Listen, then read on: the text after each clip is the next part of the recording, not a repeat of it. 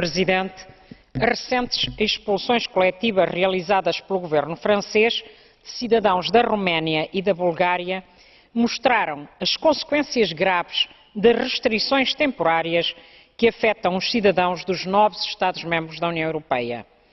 Além da gravidade do racismo e xenofobia ao nível de Estado, que está a atingir de forma inadmissível os cidadãos roma ou ciganos, o que os governos da França e de outros países membros da União Europeia pretendem esconder com estas medidas é o falhanço das suas políticas neoliberais que estão a criar desemprego e pobreza.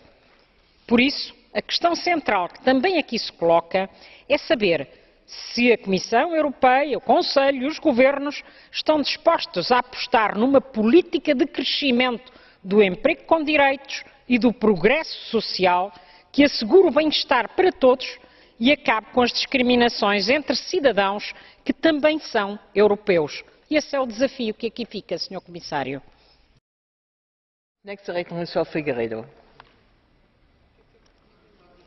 Presidente, neste verão nem o trabalho sazonal conseguiu baixar o desemprego, cuja média na zona euro é de 10% da população ativa, mas atinge mais de 20% dos jovens da União Europeia, de acordo com os últimos dados do Eurostat.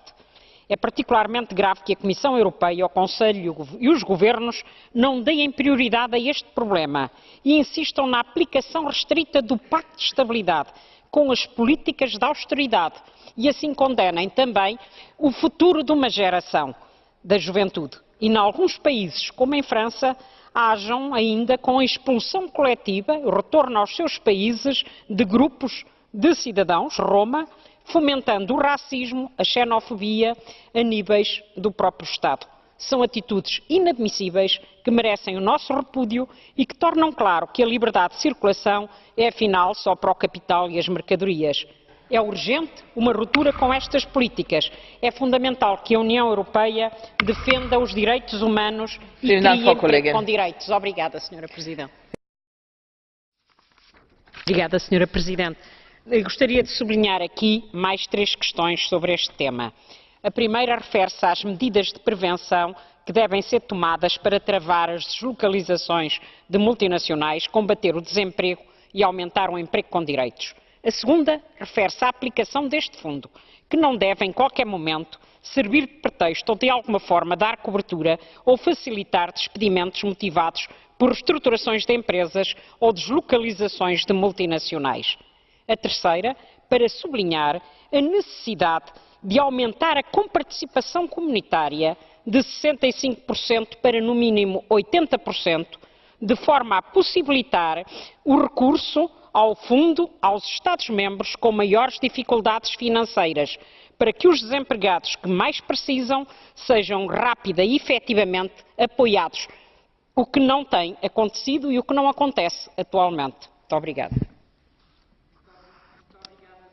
Presidente, creio que é importante que haja tantos interessados em falar nestes temas e que a Comissão deve entender isso como a necessidade de dar resposta a estes problemas, porque a desigualdade de género é particularmente grave nas mulheres idosas, seja pelos baixos rendimentos da maioria das mulheres, seja pelas dificuldades de acesso a serviços públicos de qualidade e designadamente de saúde. A discriminação salarial no emprego, a discriminação na maternidade tem um reflexo direto na generalidade das pensões e reformas das mulheres idosas.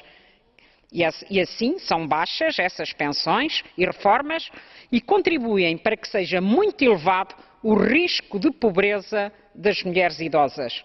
Ora, todas as mulheres têm direito a envelhecer com dignidade e, por isso, em ano europeu de luta contra a pobreza, é necessário dar particular atenção às mulheres idosas para que se respeite a sua dignidade de mulheres e de cidadãs.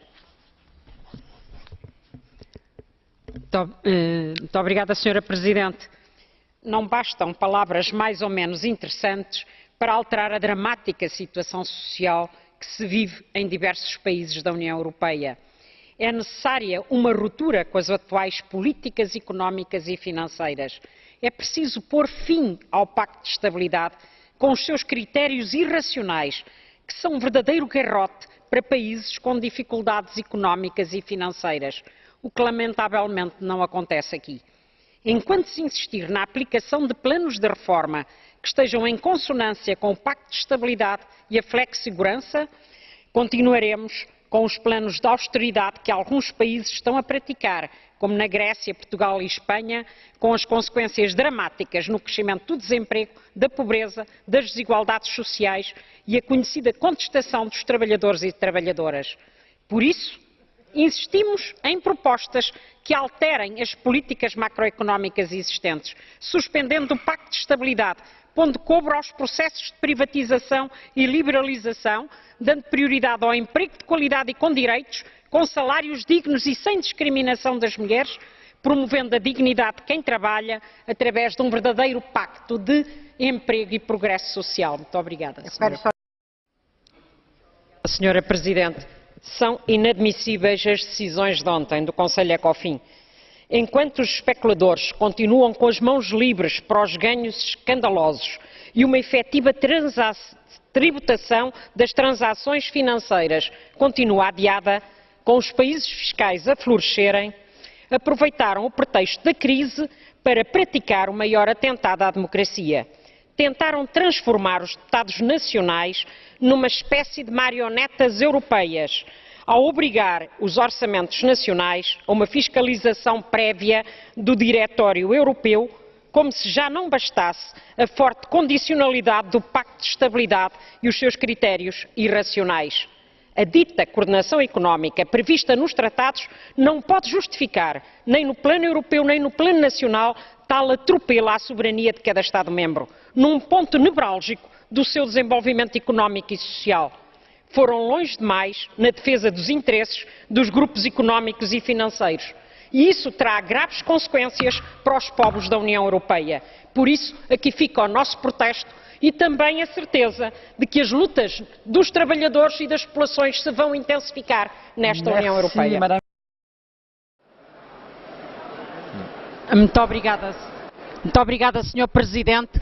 É apenas para me congratular com a assinatura de todos os colegas que o fizeram para solicitando a criação do ano europeu de luta contra a violência contra as mulheres. Consideramos isto muito importante e esperamos que a Comissão Europeia tenha em conta esta declaração. Muito obrigada a todas e a todos que colaboraram.